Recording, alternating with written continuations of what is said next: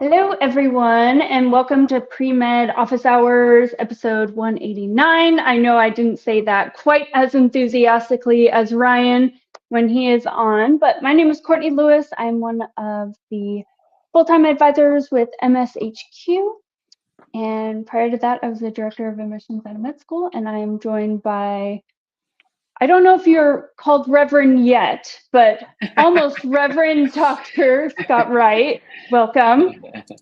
Thank you. I'm here and I'm excited to answer lots of questions today, so that'll be fun. So you guys get Yeah. your questions ready and submit them. As you can see on the ticker down at the bottom, you ask questions, post them on the Premed TV channel. That would be great, and we'll start answering your questions and all that. How are you, Courtney? How's everything going?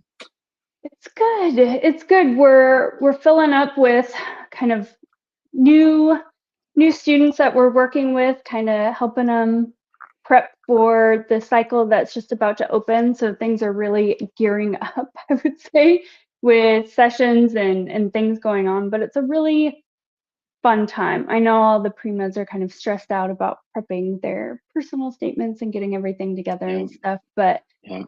usually the work has been done, right? All of the legwork and years of preparation has been done. So it's just helping them kind of craft that from there. So what Yeah, about absolutely. you in Texas?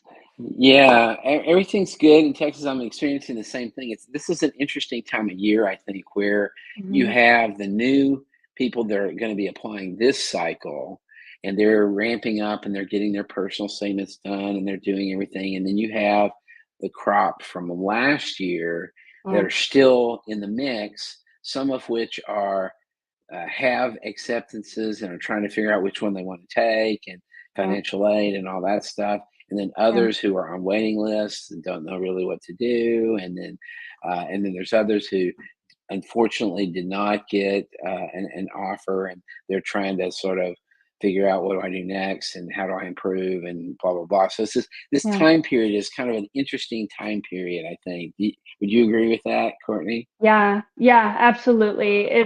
It's just like you said, there's so much overlap and kind of thoughtfulness and strategy and different timelines and things like that. So it's kind Yep, of the yep, same way. I know you were a director of admissions too. It's kind of the same way on the back end, though, during this time period as well, because you're hosting recruiting events for being top of mind when the application right, opens. You're right. submitting all of your updated requirements. You're still working with people on the wait list. You're probably, just finalizing interviews and closing the cycle and moving people around, keeping the class full. So Yep. it's an interesting time, I think, on both sides, actually. Yep. Yep. I agree with Yeah. that. I agree with Yeah. that. Which leads to, of course, lots of questions, It does. which Yeah. is good So and why we're here. yeah. So that's So good. we're here every week to answer questions. We try to rotate just so you get to see all of our beautiful faces at one time or another throughout the month. But if you would like to submit questions, feel free to do that. And we will try to address them. Sorry, Seattle is so gray. I will turn up my sunlight just so we can get some light in this apartment. Um, okay, so let's start. We have some questions. I'll pull them up here. So the first one is going to be, how do you recommend going about the personal statement? I don't know where to start with this. This is certainly a question we get day in and day out. It can be a very overwhelming thing to write. So what would you suggest as I guess, looking at it overall, or even where to start? Yeah, this is a really good question. I agree with that. Mhm. And I think that for me, I think that the idea of starting with a blank page and not knowing sort of what's going on or what to do or how to even start is really a difficult thing. And so, Mhm. uh, Karam, I would say my suggestion often is to just begin by writing down thoughts, just kind of a mind dump thoughts about who you are, why you want to go to medical school. And these could be thoughts that are extreme. It could be thoughts that are, kind of like silly, or, just whatever comes to your mind.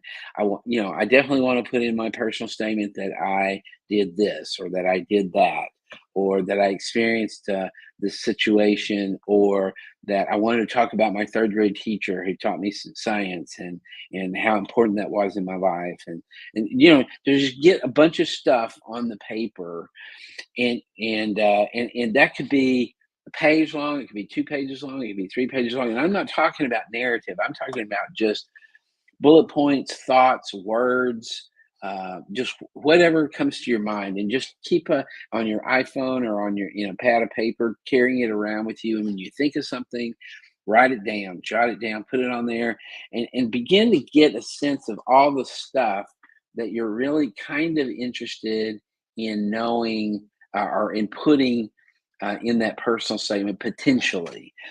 And then I think that the key then is going through all that and saying, okay, what is really a part of my story? What does my story look like? And how do I go about telling my story?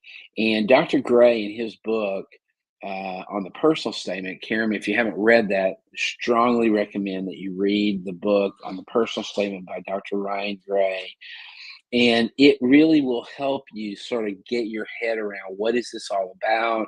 What is it? How do I structure this? How do I really talk about the things that I've done, or the things that I have experienced and learned and stuff like that? And then the two of those things, reading the book and having this mind dump of stuff, then hopefully you'll be able to kind of begin to see emerge from that some structure, some real points that you definitely want to cover. So I would say that would be probably the way that I would the way that I would go about it. Yep. Got to start somewhere, right? And usually it's better than, just trying to put it all together in its perfect format in your mind. Get stuff on paper and start working with it. Yep. Yep. Okay. So then next question, just from Facebook user. Could you give us some advice on what the ACOMAS activities are like? Are they different to AMCAS? Should we be trying to tell the same thing in them? Essentially, yes. I mean, the character count is slightly different, but the purpose remains the same, right? I want to know maybe a little bit of what you did, not a lot of it. Usually I know what a scribe does, right? If, for example, a little bit about what you did, and then what was the takeaway? What was impactful? Is there a story that can kind of show that? Or can you explain to me what you're walking away from having had this role or experience or opportunity? What was gained, or what impact did you have on it? So that's the purpose, and very much the same, just slightly smaller character count for that. Okay, let's see. Okay, next one is going to be from Jake Legacy.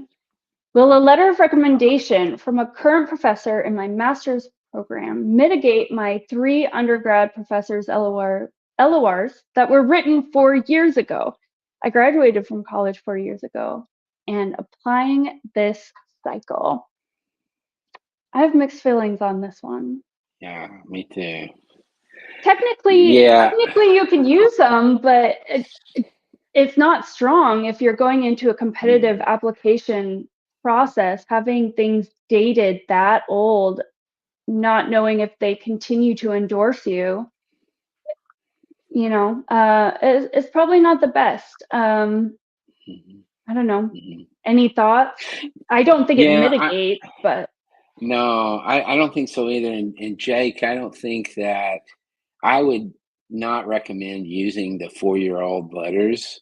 I would say get 2 letters from current faculty in your master's program would be my suggestion, and then perhaps a letter from a volunteer experience, or a physician that you've worked with, or even a supervisor at work, that can talk about your reliability and your work ethic and stuff like that. But I think current letters would be much more advisable than something that's 4 years old. I think my experience is the admissions committee is going to look at these and see that they're 4 years old and go, "What's up with that?" It's going to be very confusing, and they're going to see that you're a sort of non-traditional applicant, but nonetheless, the question is going to be why couldn't you get fresh letters? Not necessarily fresh letters from them because you may not know them really any longer, but in your current, if you're in a current master's program, then absolutely get stuff from them would be my recommendation. Yeah. And if you could get back in touch with them potentially, I mean, but at the very minimum, the date would have to be updated. Yeah. If it's from last cycle, there may be like a little bit of mixed feelings, but 4 years is substantial. So, okay. Yeah. Hope that helps. Okay.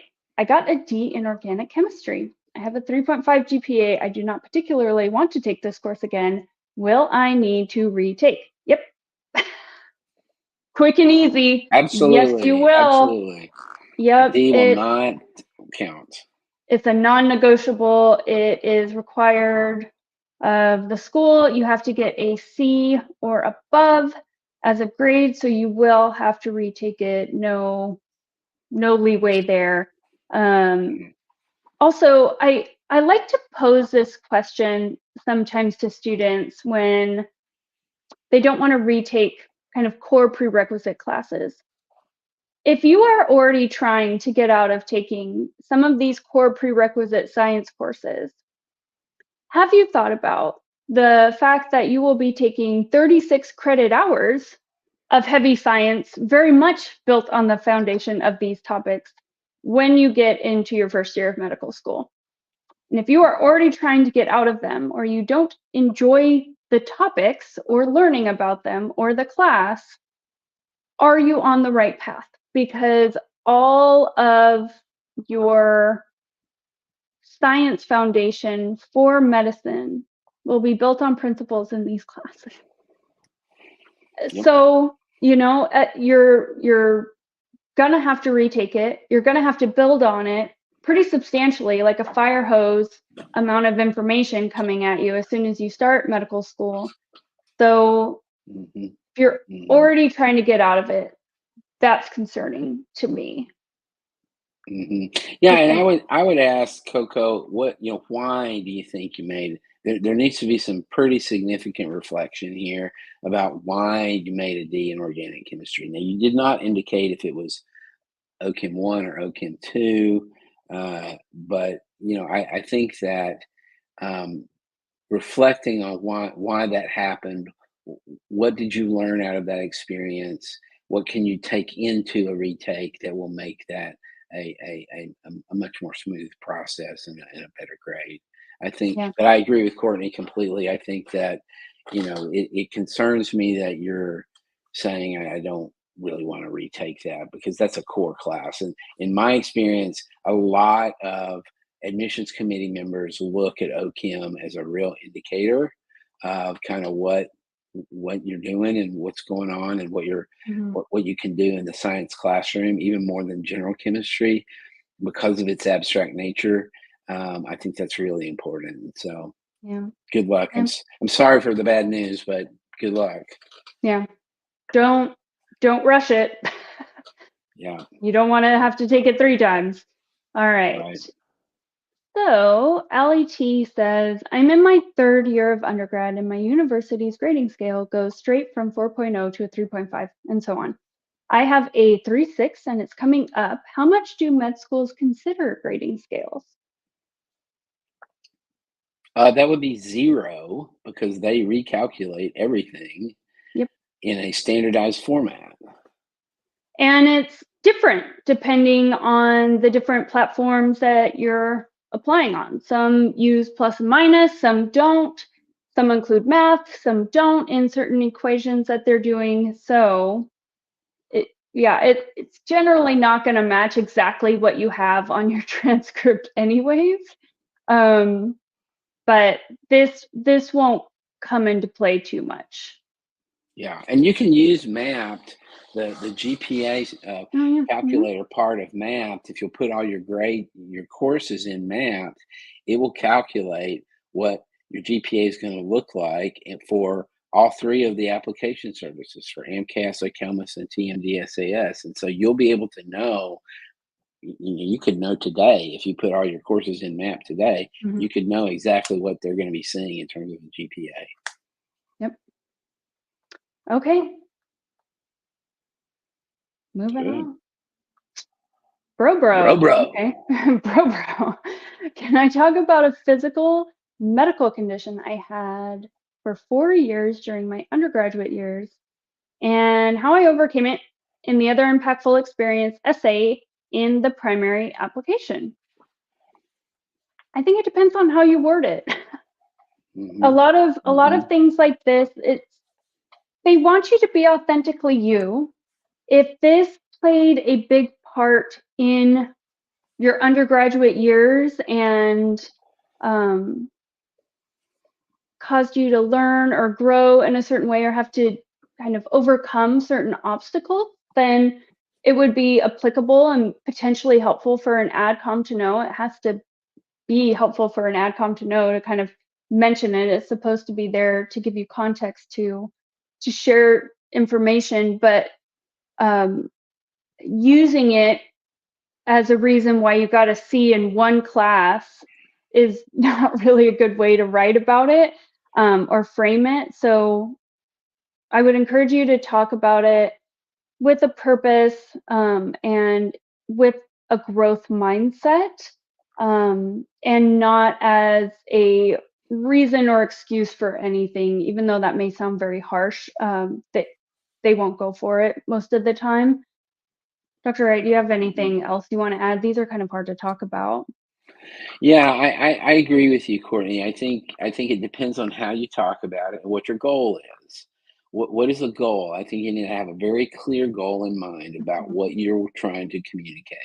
And from your question, it says that you had this medical condition and how I overcame it in in this essay. If you're focusing on how you overcame your condition, this medical condition, and what you learned out of that experience about yourself and about what's going on with you and who you are as a person and how you can, the motivations that you have and all that, then that sounds great.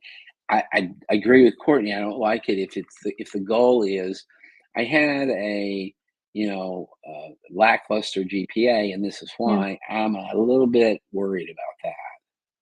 Yeah. So Well, and most often I see it where it's like you got decent grades in all of the other classes. We're talking about like 1 or 2 grades and you know, something doesn't match up. I don't know why my light is so trashy here, but bear with me.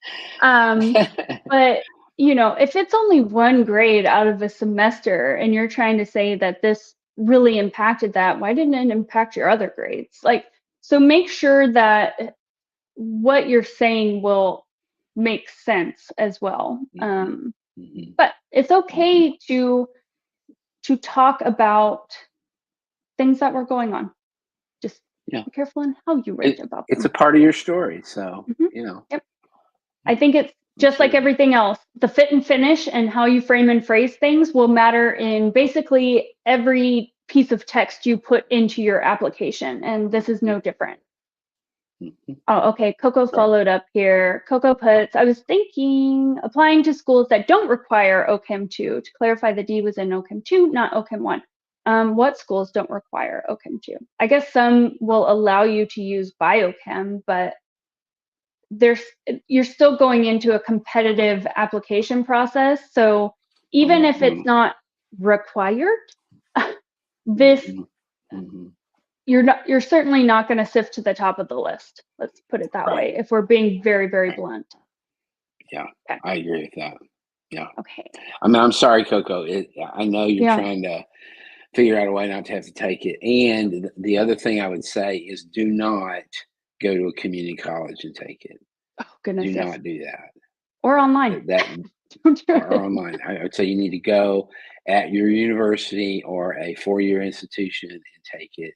Don't do it at a community college. Don't do it online. Just, get it out, do it, do well in it, and Mhm. that's it. Utilize the resources, right? Go to office hours, maybe take a supplemental thing, get tutoring.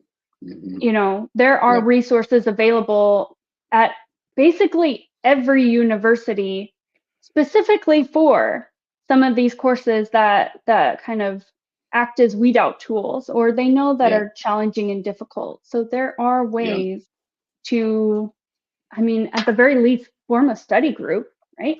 Okay. This is an interesting one that I've actually never seen before, so I wanted to pull it up. Spicy guac, love it. Ooh. My dad Ooh. is a mortician, and sometimes I go on house calls with him to help transport corpses to the funeral home and interact with the family. Does this count as clinical experience? I've never Uh, considered this. I don't think so. My answer is no. Yeah, and Because I would, if you define clinical as interacting with the patient, yeah, that's the key to clinical. Interacting with a patient with directly with regard to their health care. yeah.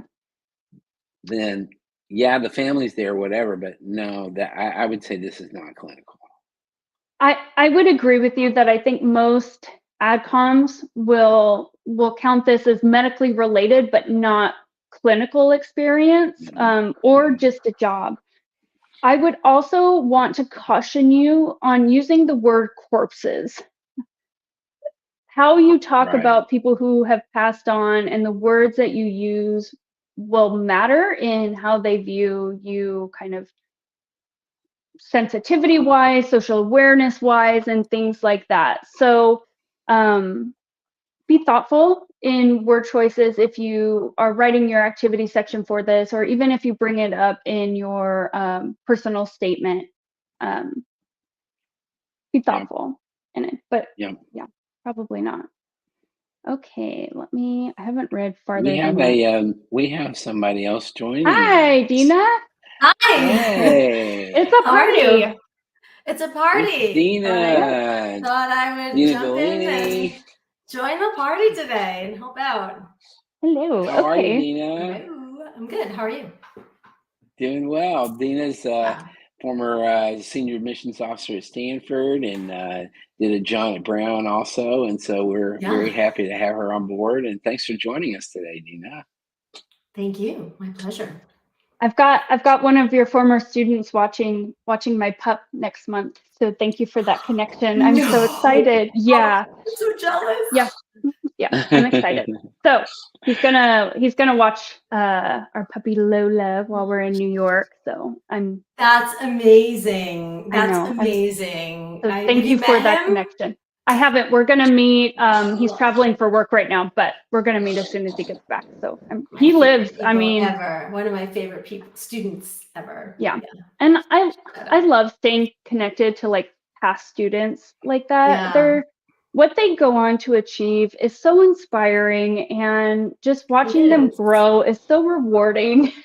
And just, I don't know, it just brings me Yeah. a lot of happiness. Like having some of my students here at UW doing their residencies, getting Yeah. excited for match day with some of the students that I admitted, now it's going to be almost 4 years ago. It's just Journey. so We're on the happy. journey with students. I think a lot of people don't realize that. Sometimes Yeah.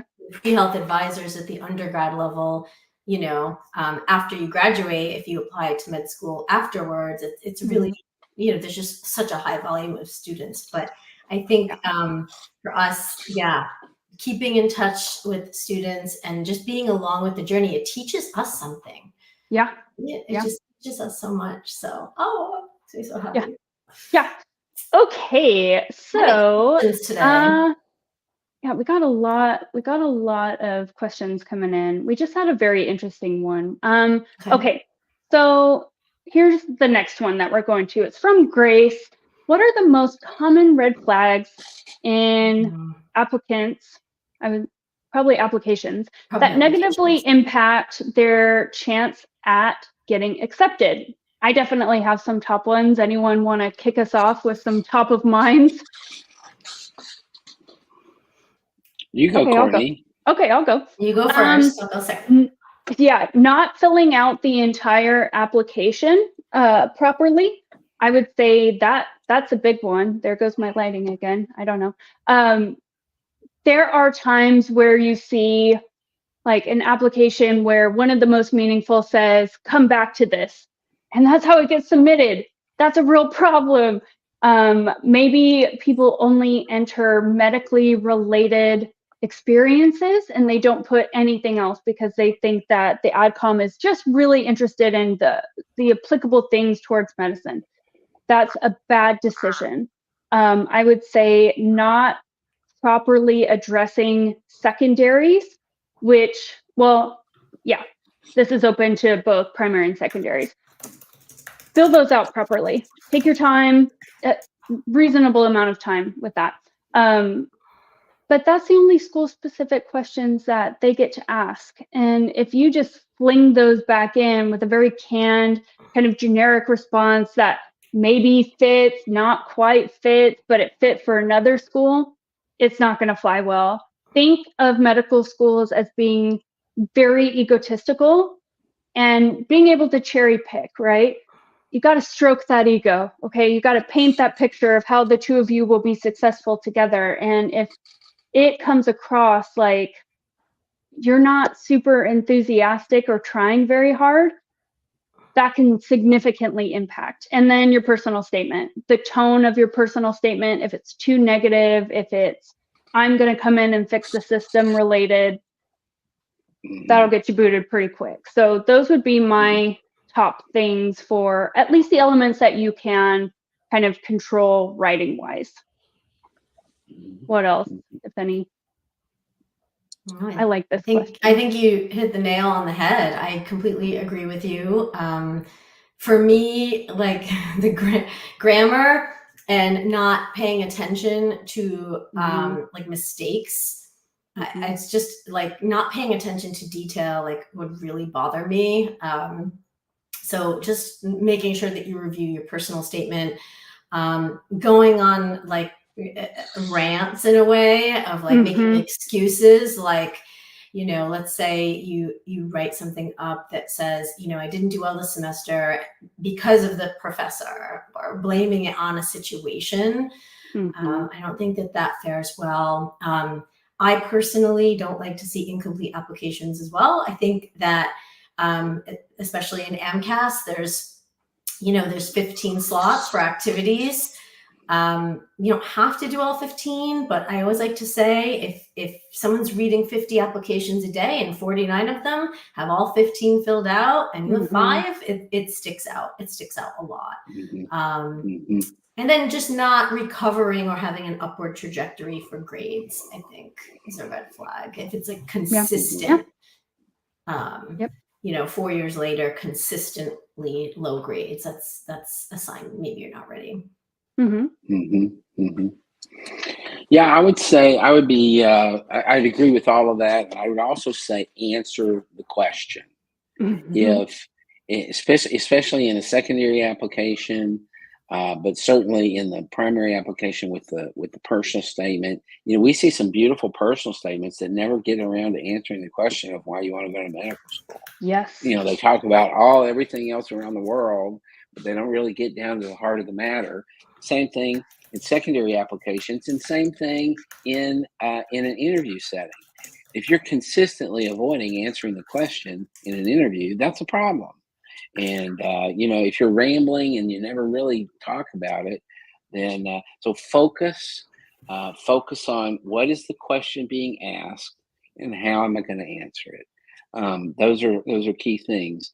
And I would also say one last thing that I would say is it is a red flag to me if the personal statement is simply a resume. If you're just giving us a resume about I did this and then I did that and then I did this and then I did that, whatever, then I think that's a problem. I need reflection. I need deeper meaning what did you get out of this? What's this all about to you? What was the value of this, etc.?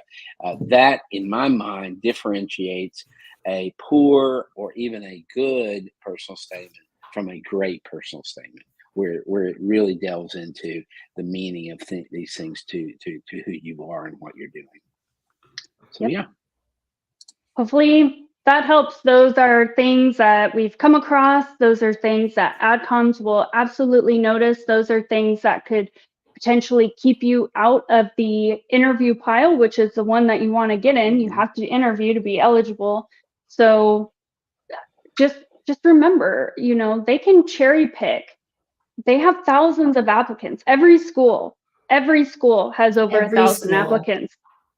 And even if it's just 1,000 applicants at a minimum, which most are 10 times that amount, they have like 150 seats, maybe 200 seats on the larger end. If you don't have a polished, completed, thoughtful application, why would they move it on?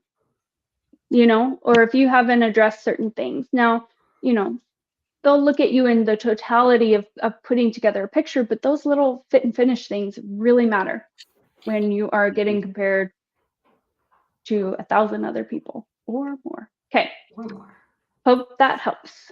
Okay, KB says, hey, I told my advisor that I needed to finish my junior year, 90 units, in order to apply. Is that a hard rule, as I'm 4 units away from that?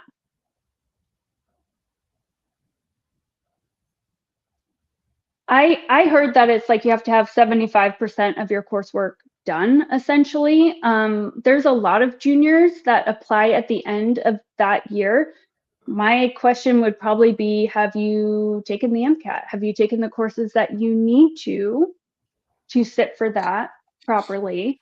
And will you graduate in time to potentially matriculate that following summer? If so, I don't see a problem, but jump in if I'm wrong on that. No, I think you're right. I think this is almost a strange question, because if you're looking for direct entry, you are applying at the end of your junior year. Applications open in May. So you might be at a school where you're on a quarter system, right? Where your classes go through the end of May and you're not done with that semester yet and those courses while you're applying. And that's common. But I don't know. I mean, I don't know. I've always, I think there's a difference between, and these two things get sometimes confused, is in order to apply or in order to enroll. There are many schools that do not require a bachelor's degree, but they do require at least 90 credit hours to enroll in the medical school. Now, that's not optimal even to do that, but I'm wondering if there's a bit of confusion here on the part of your advisor as to what is required to apply versus what is required to enroll. So I would say, that sounds not right to me, that you could not even apply. I mean, you can do whatever you want to. You can fill out the application and push the button and you can apply. And then the schools are going to do whatever they want to with your application. If they, like it, they'll move you forward. If not, they won't. But so, yeah. Yeah. But a hard and fast rule, it doesn't seem like yes would be the answer to that. Yeah. Okay. Hello, David. All right. David says, what parts of my application will not be required to submit for TMDSAS compared to AAMC? If I have my application and everything else submitted and ready, is July 15th too late for an MCAT date for TMDSAS? Luckily, we have somebody who knows about TMDSAS. Yeah. So what would you think, Dr. Wright? Expert. Great. So I'm on the spot. Yep.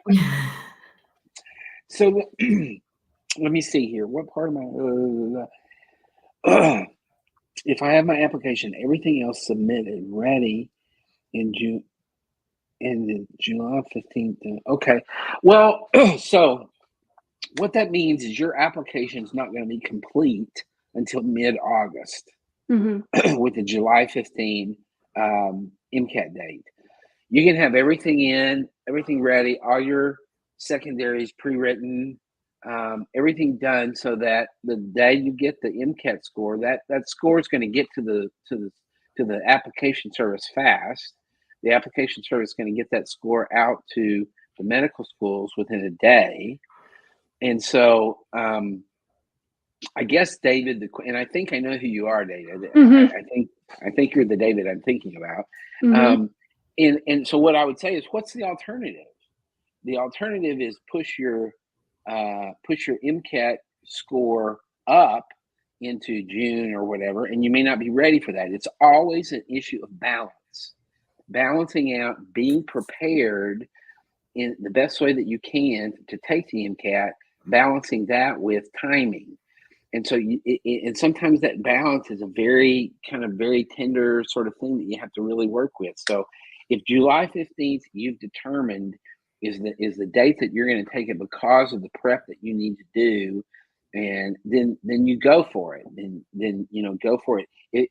Yes, I would say it's a little bit late in getting that full complete application done, but the alternative may be worse than that you're not completely ready to take the MCAT, you don't do as well on it as you would have otherwise.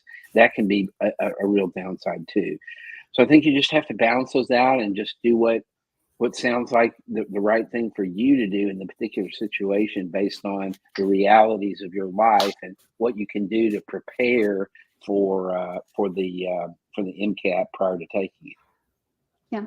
And there are some different essay prompts, right, between the two applications, right? What parts of my application will not be required to submit? It's kind of vague language, but okay. Facebook user, tips on naming activities. Should they be cool or just normal labels like research coordinator? I think this one's pretty straightforward. This is not the time to try to be cool.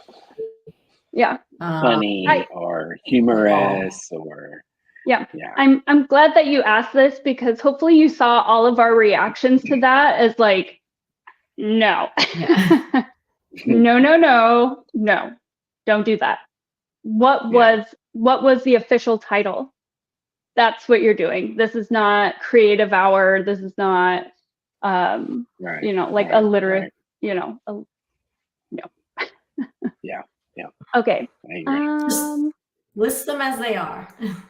Yep. Yeah. Okay. So Peter says, one of my secondaries I need to write is about a personal or professional challenge I have experienced and what I learned about myself and how the challenge was resolved. Any advice?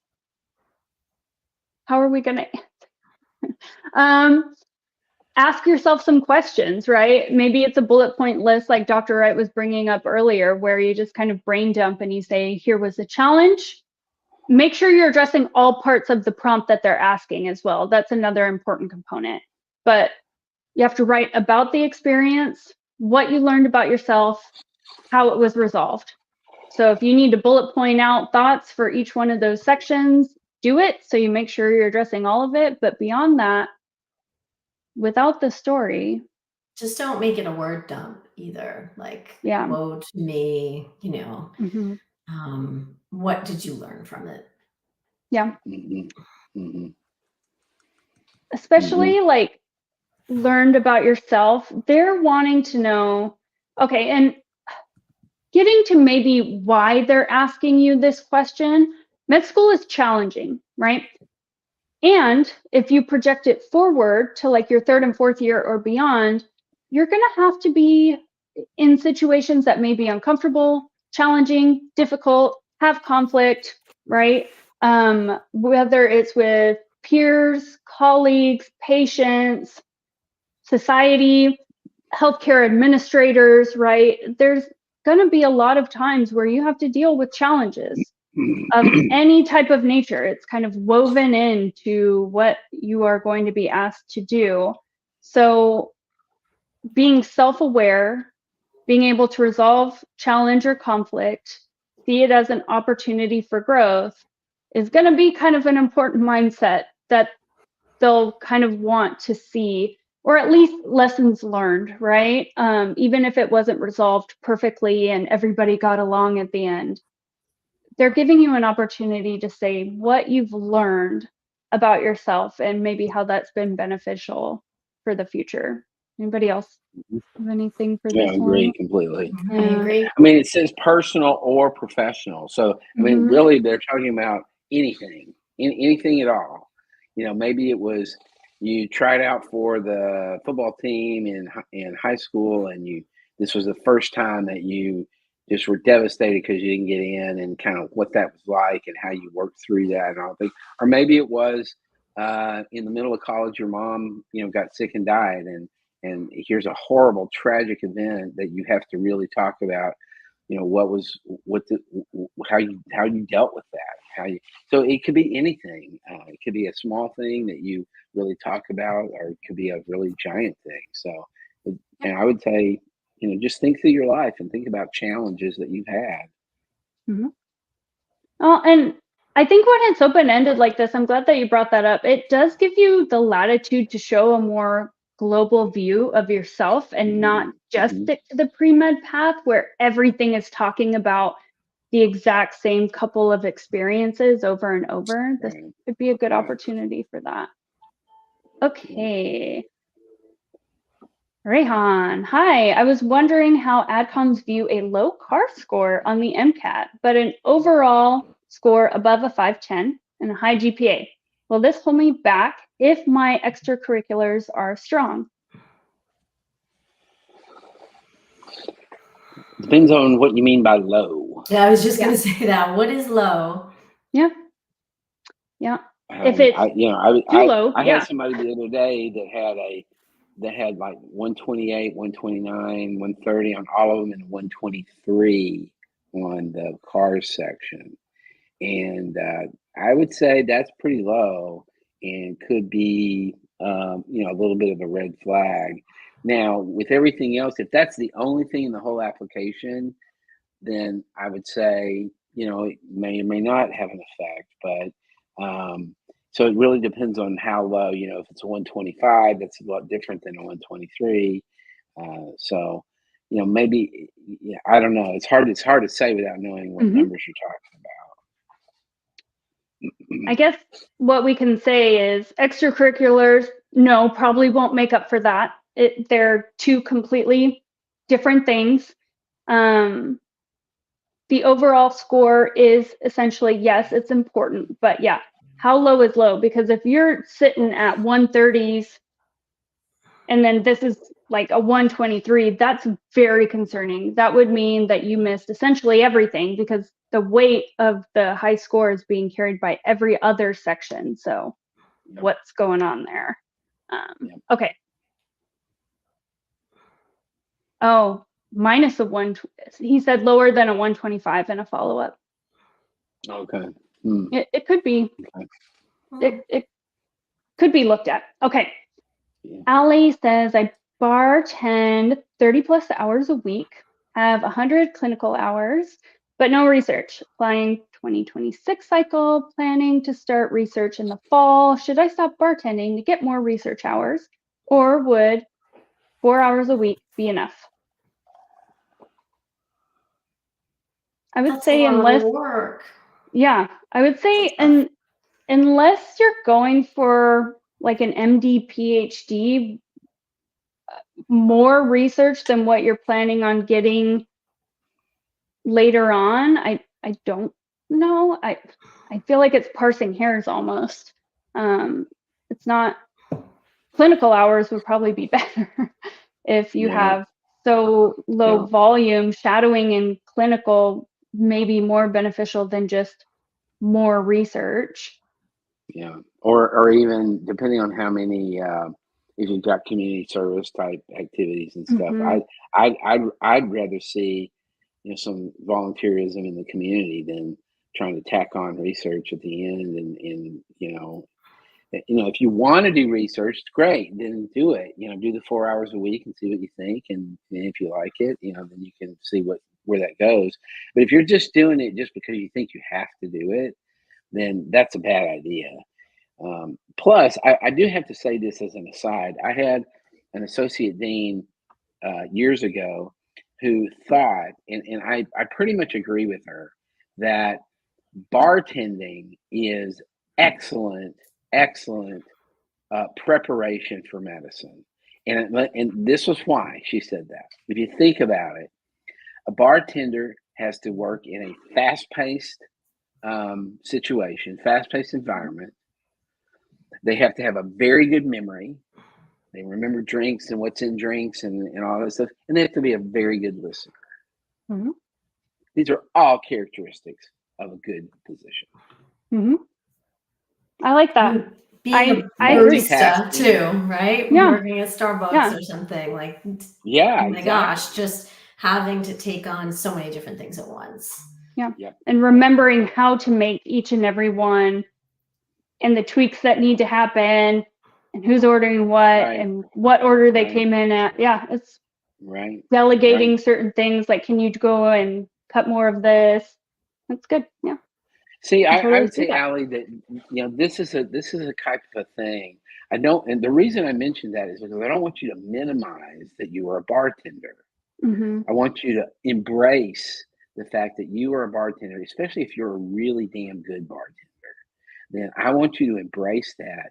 And I can easily see in an application, maybe in the activity section where you're talking about bartending, talking about, I learned a lot of skills bartending, and I enjoyed the people interaction, and I enjoyed, having regular customers and remembering their drinks and what happened to their family last week. I mean, these are all things that doctors do, that good doctors really, patients love that when the doctor walks in and goes, "How's your mother? She was not doing well last night. How's she doing?"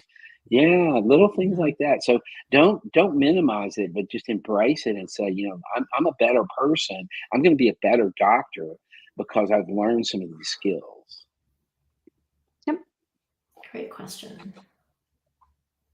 Okay. Gloria says, I just took the preview exam. I prepared quite a bit, but I'm not sure how well I did at it at all. So how important are situational judgment tests? I think it varies per school, but you guys have any thoughts? Varies. Yeah.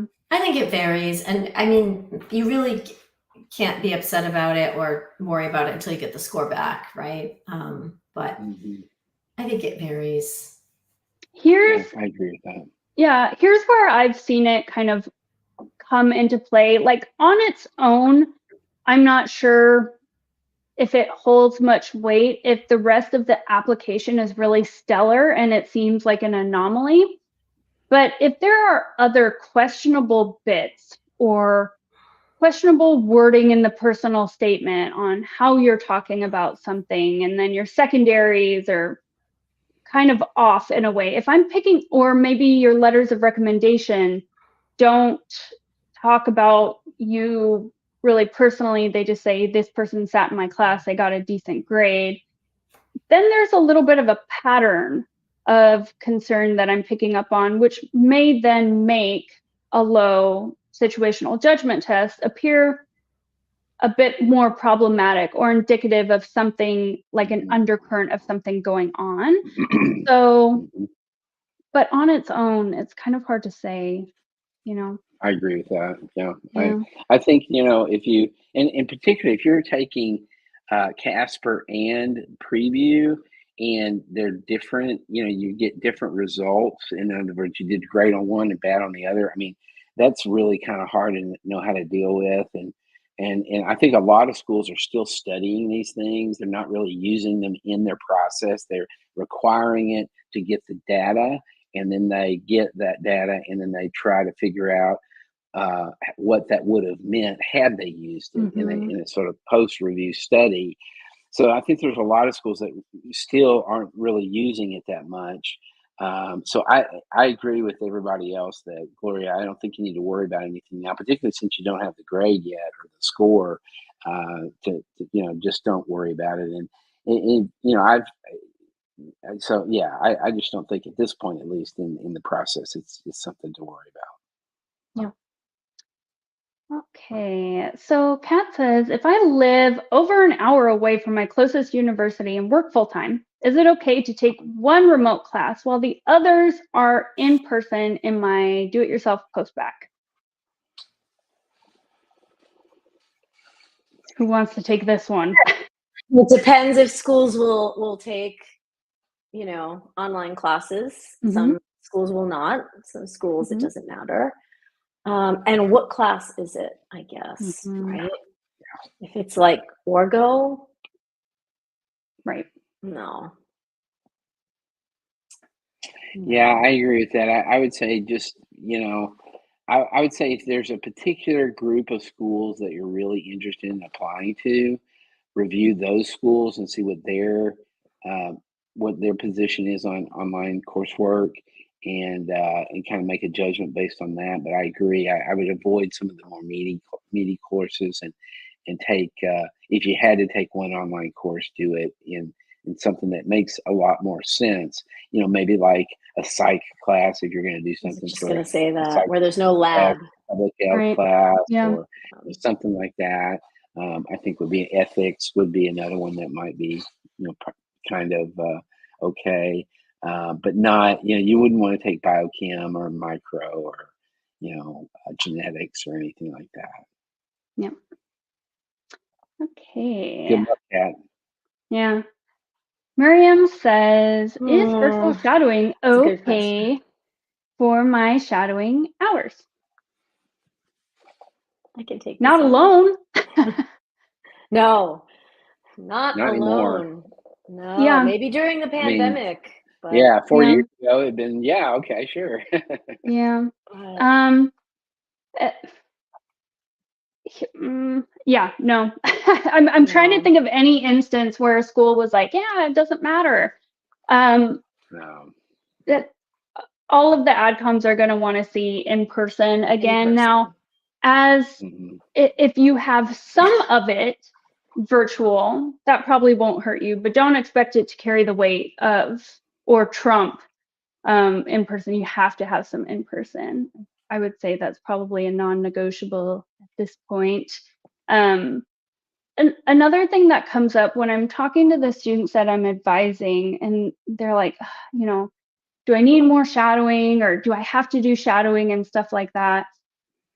I generally ask them this question, which would be, how are you going to show that you are aware of like what a day-to-day looks like for a physician, or what their role is, if you haven't actually spent kind of unimpeded time just watching them do their job?